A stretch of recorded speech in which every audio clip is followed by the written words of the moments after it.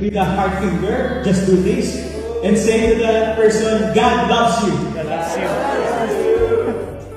Let me tell you that even before you do anything good, God already loved you because God loves the sinner.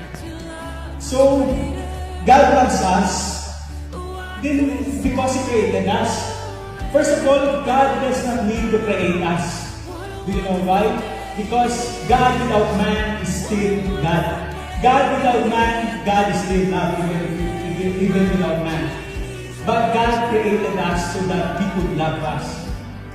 Even without man, God is love because there's perfect love in Triune God, in Trinity. But He created us so that He could love us. Who among you here are parents? Who among you here are father or mother? Can I see a raise of hand? Do you love your children? So you love your children even if your children is still a baby, you love. You love him or her. Even before he or she does anything good, even if before he accomplishes something, you already love her because he is or she is your child. That is the heart of God. He loves you, He wants to have a relationship with you.